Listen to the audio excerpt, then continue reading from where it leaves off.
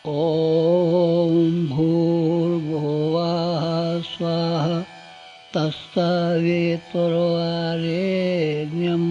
भर्गो देवस्य धीमहि धियो यो नः प्रचोदयात्।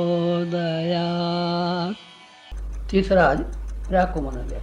त्रिवेणी संगम का तीर्थ सबसे बड़ा माना गया है क्योंकि वहाँ तीन चीज़ें शामिल हो जाती हैं, एक गंगा, एक यमुना, एक सरस्वती। गंगा के रूप में उपासना और यमुना के रूप में साधना और आराधना सरस्वती के रूप में, तीनों जहाँ मिल जाएंगी वहाँ समझिए कि आपका सारी की सारी साधना सार्थक और समर्थ हो गई और इसके वही परिणाम मिलेंगे जो कि सात धर्मशास्त्रों में लिखे हुए हैं।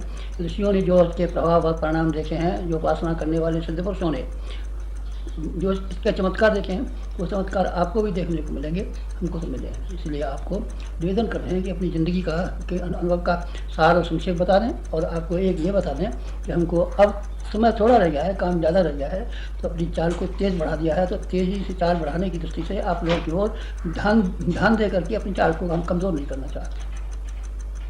दूसरी साधना, साधना साधना किसकी साधना? भगवान की। भगवान की आप क्या साधना करेंगे? भगवान तो बेचारा अपने आप अपने काम में लगा हुआ है, न उसको किसी की साधना सुनने की फुर्सत है, न देखने की फुर्सत है, न साधना की कोई ज़रूरत है। साधना जो हम करते हैं सिर्फ अपने लिए करते हैं। साधना का क्या अर्थ होता है? साधना का अर्थ होता है साध लेना, संभाल लेना, तपा लेना, गर्म कर लेना, शक्तिमान बना देना, ये सारे अर्थ साधना के होते हैं। मैं थोड़े से उदाहरण आपको बताना चाहता हूँ। साधना, सर्कस के जानवर आपने देखे हैं, सपेरे के सांप देखे हैं, सांप काट खाते हैं, लेकिन सपेरे के सारे खानदान को वही खाना खिलाते हैं। रीछ और बंदर किसी की टोपी उठा ले जाते हैं, किसी का खाना उठा ले जाते हैं, किसी को काट खाते हैं, किसी क्या करते हैं, लेकिन वही रीछ और बंदर जब संभाल ले जाते हैं तो उसको मदारी के सारे घर का गुजारा करते हैं। कोई रीछ और बंदर। और सर्कस के शेर, सर्कस के हाथी, सर्कस के घोड़े, सर्कस के कुत्ते ये ऐसे होते हैं कि इनकी कीमत, बाजारों की कीमत देखी जाए तो 2-5 रुपये भी कोई नहीं देगा इनकी, लेकिन ये इतने बड़े होते हैं कि सर्कस में काम करने वाले 200 आदमियों का सबका गुजारा करते हैं, सबको प्रोविडेंट फंड देते हैं, सबको वेतन देते हैं, सबको छुट्टियाँ देते हैं, सबको सब काम करते हैं। इतने आदमियों का उनका पालन करते हैं। कौन करते हैं? ये सर्कस के जानवर। ये सर्कस के जानवर छोटे मोटे नहीं, बड़े जानवर हैं, क्योंकि इनको साध लिया गया है, इनको सिखा लिया गया है। कैसे सिखाया जाता है? हंटर मार के सिखाया जाता है। हंटर न मारे तो वैसे ही कह रहे हैं भाई साहब आप शेर हैं, आप ये कीजिए, ऐसे नहीं करेगा। ये इसी तरीके से मनुष्य का मन है। ये मन चाबुक मारने से, हंटर मारने से, तपाने से, गर्म करने से ये काबू में आ जाता है। इसीलिए तपस्वी तपस्या कर, तपस्या और साधना एक ही बात है। साधना हिंदी में कहते हैं, तपस्या इसको संस्कृत में कहते हैं। बात दोनों में एक ही करती है।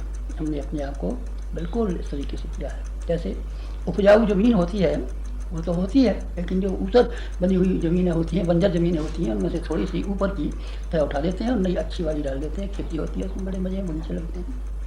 साफ करना पड़ता है ना। मालियों को देखा, कोई माली ऐसा गजब करते हैं कि एक ही पेड़ में कलमे इस तरह की लगा देते हैं कि कई रंग के कई तरह के फूल आते हैं और कई तरह के फल आते हैं। लोग अचंभे में रह जाते हैं कि भाई ये क्या सब हुआ। बेचारा मेहनत करता है, अपना दिमाग लड़ाता है, अपनी कोशिश करता है, दिन और रात देखभाल करता है। जब कोई एक कलम खराब हो जाती है तो दूसरी लगा देता है।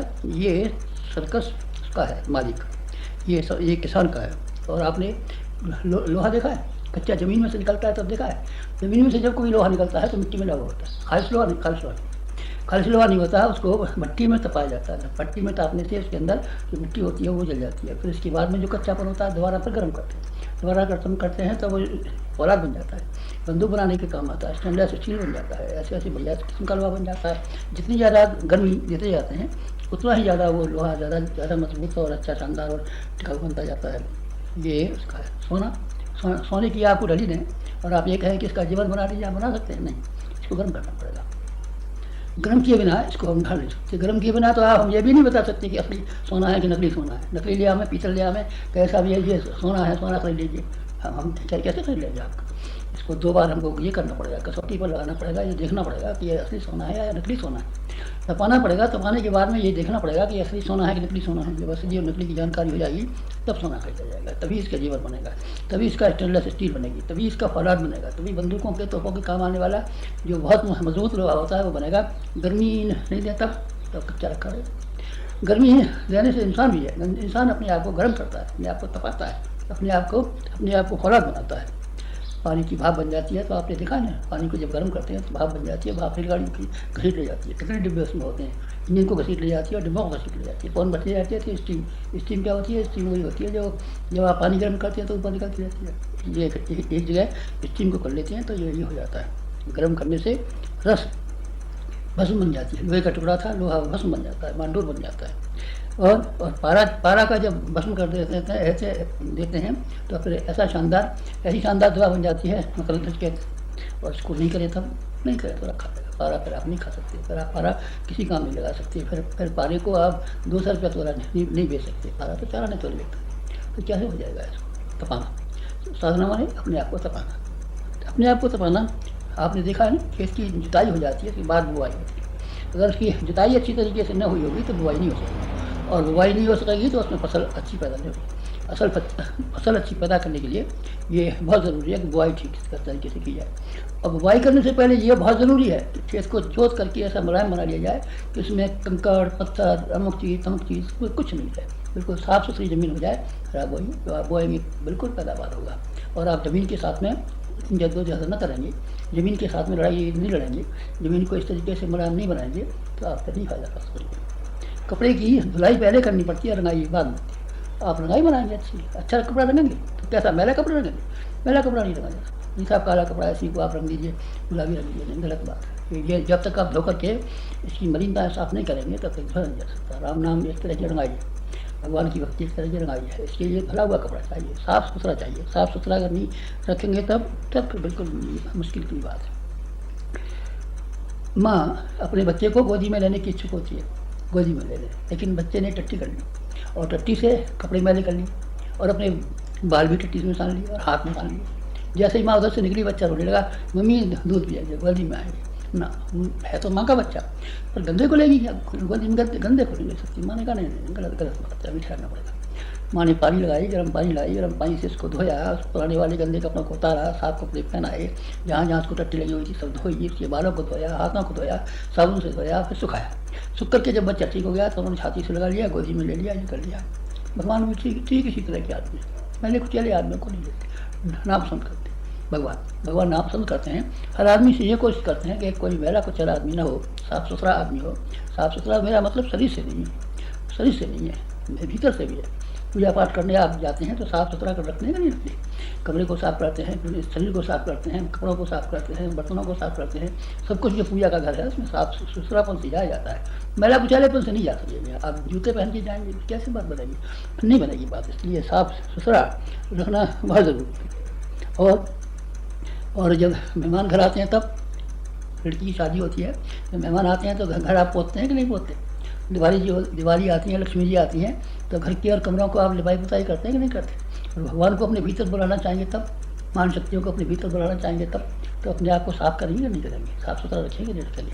तपस्या इसी का नाम है, तपस्या इसी का नाम है, साधना इसी का नाम है कि अपने अंदर से जो बुराइयां हैं, जो हमारे अंदर की भूलें हैं, अपने अंदर जो कमियां हैं, अपने अंदर जो दोष और दुर्गुण हैं, अपने अंदर जो कसार और कलमस हैं, इनसे जद्दोजहद करने में, लड़ाई लड़ने में जो मेहनत करनी पड़ती है, कठिनाई उठानी पड़ती है, वो सारी की सारी हम कठिनाइयों को खुशी खुशी उठाएँ, इसी का नाम है। इसी का नाम क्या है? इसी का नाम है साधना।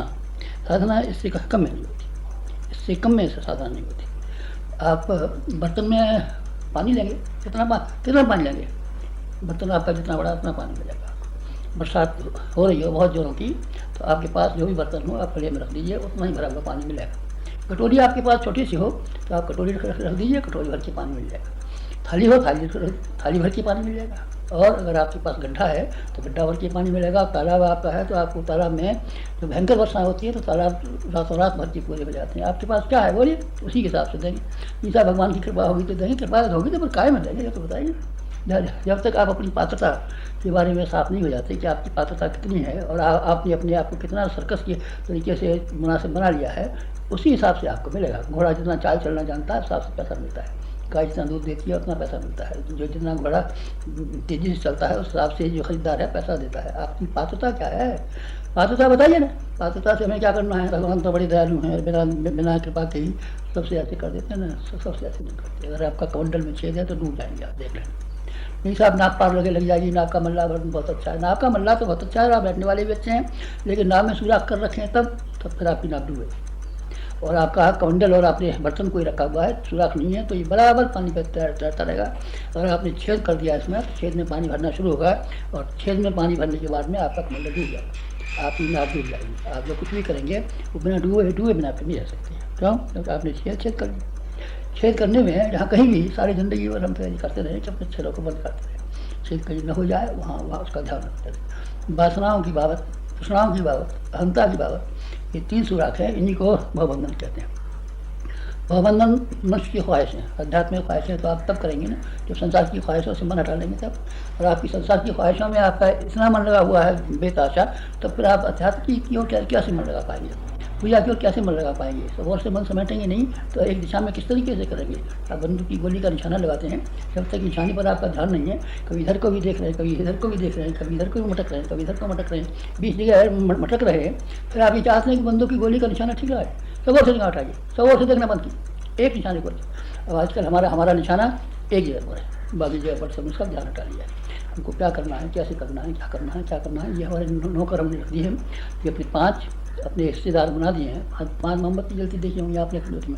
इस बार इस तरीके से 5 अपने बच्चे पैदा कर दिए, वो आपकी सेवा करेंगे, सहायता करेंगे, माता जी आपको जरूरत क्या है? गुरु जी से मिलेंगे, गुरु जी से मिलेंगे, गुरु जी को पूजा नहीं करने देंगे, गुरु जी को तप नहीं करने देंगे, गुरु जी को साधना नहीं करेंगे, दर्शन करेंगे, बड़े दर्शन करने वाले आए, दर्शन करने वाले आए हैं तो आप मदद कीजिए ना हमारी। ये सब बात नहीं करेंगे, जो आप करते हैं सो भी नहीं करने देंगे, हम करते हैं सो भी नहीं करेंगे, अच्छे दर्शन करने वाले हैं। मित्रों, कच्चे लोहे को मैं बता के चुका हूँ आपको, पानी की भाप को बता के चुका हूँ, रंगाई धुलाई की बात को बता चुका हूँ। इन सारी की सारी बातों के अलावा कुछ और भी करना पड़ेगा। और क्या करना पड़ेगा?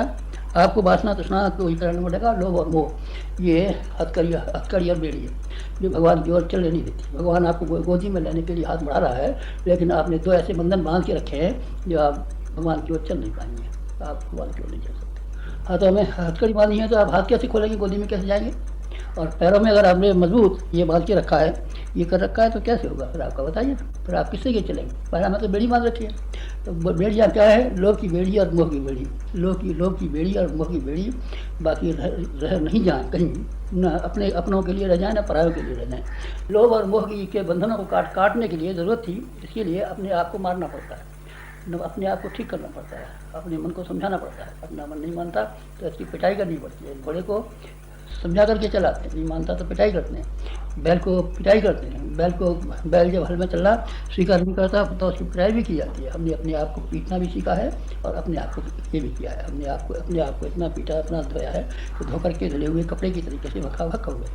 और हमने अपने आप इतना धोना है कि रुई की तरीके से जरा सी रुई होती है, धुलाई के बाद में इतनी फूल करके इतनी मोटी रुई हो जाती है। हमने अपने धोना भी इससे आगे अपने को धोने के लिए और अपने आप को धोने के लिए फिर हमने एक नए से कदम उठाया है, क्योंकि अब हमको बड़ा काम करना है ना, बड़ा काम करना है ना। अब हमको असेंबली में जाना है ना, पार्लियामेंट में बैठना है, तो धुली टोपी नहीं, लेकिन मैल की टोपी है, तेल की डूबी हुई टोपी पहन करके किस तरीके से जाएंगे? अब हमको बड़ी जगह जाना था, पहले तो अपने गाँव मोहल्ले में घूमते, अब बड़ी जगह जाना है। इसलिए ज़्यादा धुलाई की हमको आवश्यकता पड़ी और ज़्यादा सफाई की हमको आवश्यकता पड़ी, इसीलिए अब हमने ये कर लिया है। आपका ख्याल क्या है?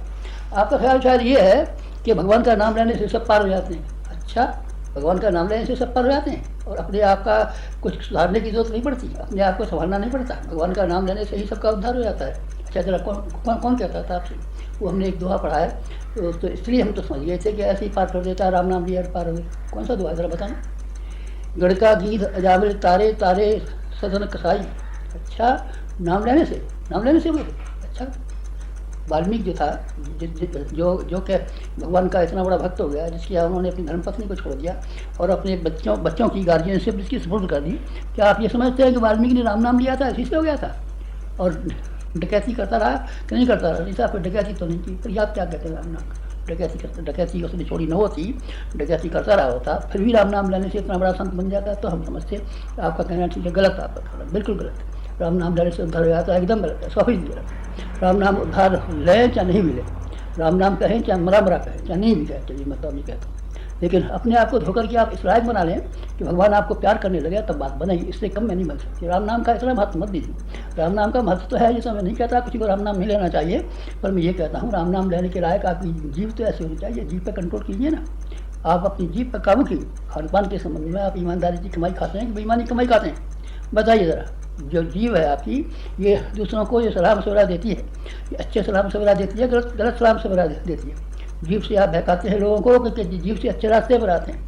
जीभ को बताइए ना, धोकर के आपने साफ कर लिया है तो ठीक है, आप जब कीजिए। हमने अपनी जीभ को धोया है, जीभ को साफ किया है, जीभ ने चमत्कार दिखाए हों, कोई साफ वरदान दिए हों तो उसको जीभ को साफ किया है। आपने संगी ऋषि का नाम सुना है ना? संगी ऋषि ने साथ दिया था राजा परीक्षित को, तो उसको 7वें दिन सांप काट खाएगा, 7वें दिन सांप नहीं काट खाएगा। और उन्होंने यह आशीर्वाद दिया था, दशरथ जी ने यज्ञ किया था, पहले भी कर चुके थे यज्ञ, हमारे बच्चा हो जाए, पर किसी बच्चा नहीं हुआ। लेकिन जब संगी ऋषि आए और संगी ऋषि ने यह आशीर्वाद दिया, प्रत्येक रानी के बाद एक और बच्चा होगा, 3 रानियाँ, 3-4 बच्चे हो गए, और ऐसे बच्चे शानदार हुए कि भगवान के बराबर हो गए। वो सब भगवान थे, रामचंद्र जी भगवान, लक्ष्मण जी भगवान, भरत जी भगवान, शत्रुघ्न जी भगवान।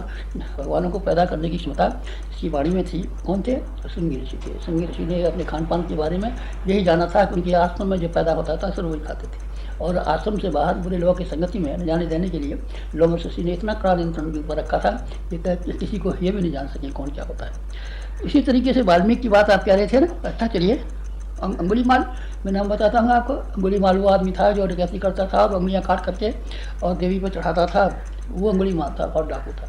भगवान जी के बुद्ध के संपर्क में आने के बाद में उसने सब छोड़ दिया, और जो कुछ भी उसके पास बचा हुआ था प्रायश्चित में, ये नहीं कि जो बचा हुआ था अपने घर वालों को, खानदान वालों को दिया हुआ और खाली हाथ बुद्ध भगवान के पास आ जाए और बुद्ध भगवान के पास जा करके कहे कि लाइए साहब खाना खिलाइए, कपड़े पहनाइए, जूते पहनाइए, चप्पल पहनाइए, चेहरा बनाऊंगा आपका, पकड़ में बनाऊँ कोई, लाइए चेली गमते हम कीजिए, नहीं ऐसा नहीं। बल्कि उसने न केवल अपना तन दिया, न केवल मन दिया, बल्कि धन दिया, सब जो कुछ भी था पूरे मन से भगवान को समर्पित कर दिया। अंगुलीमाल ने समर्पित कर दिया, तब वो संत हो गया, तब भगवान ने उसको अपनी गोदी में उठा लिया। तब भगवान बुद्ध ने उसको सारे इंडोनेशिया की तरफ, ये जो पूर्वी द्वीप हैं इनमें उसको काम करने के लिए भेजा था। दूसरा बुद्ध कहलाया अंगुलीमाल, तब कहलाया जो अपने जीवन को साफ सुथरा बना लिया और डकैती करता रहता और राम नाम भी लेता रहता।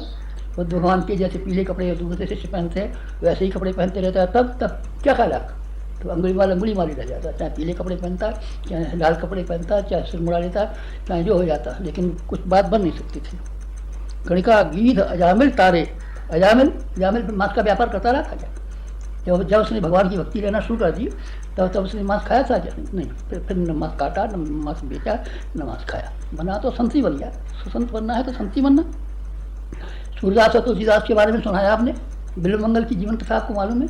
जीवन की बड़ी गंदी कथा है। बिल्वमंगल जब उनके पिताजी का स्वर्गवास हो गया था तब लाश एक जगह पड़ी थी और वेश्या गमन में वो लगे हुए थे, ऐसे गंदे सूरदास। लेकिन जब उन्होंने अपनी आंखें फोड़ ली तो भगवान उनको आए और बच्चे की तरीके से गोदी में उठा करके और जहाँ तहाँ ले जाते थे। भगवान के नौकर हो गए थे, भगवान के भक्त, भगवान नौकर हो गए थे उनके।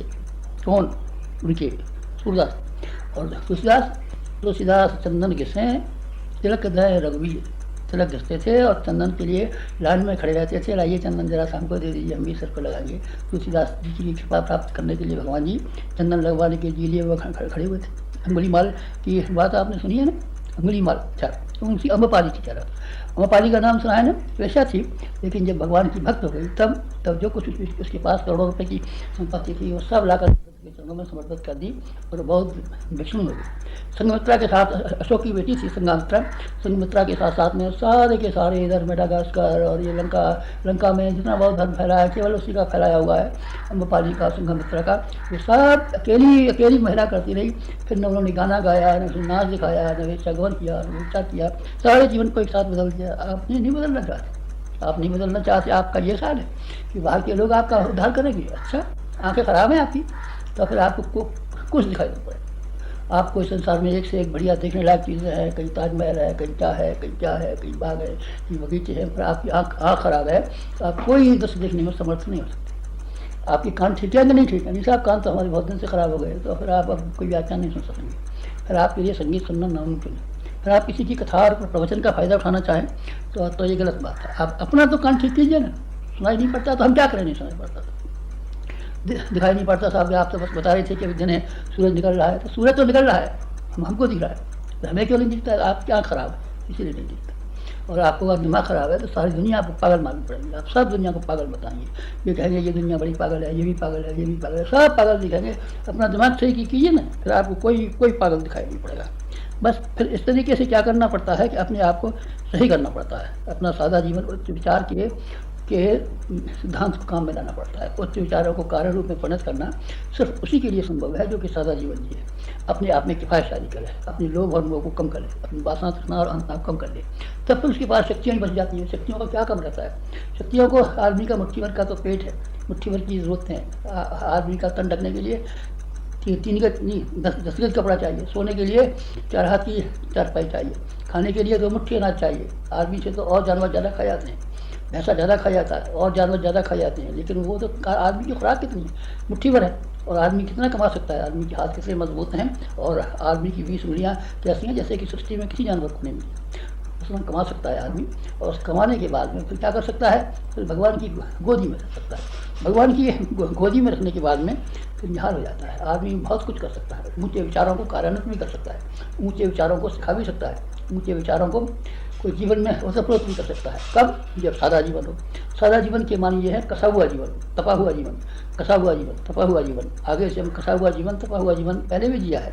आप ये मत सोचिए कि पहले हमने कसा हुआ तपा हुआ जीवन नहीं जिया है। हमने इससे पहले भी बहुत कसा हुआ, बहुत तपा हुआ जीवन जिया है, लेकिन अब इससे आगे जो मौन धारण करने का और एकांत में रहने का जो हमने नया कार्यक्रम बनाया है, उसमें अपने आप को कस डालना है। रंग लाती है ना पत्थर पर पिस डालने के बाद। जो मेहंदी होती है पिसने के बाद में लाल होती है, पीसेंगे नहीं तो फिर मेहंदी कैसे लाल रंग देने लगेगी? अपने आप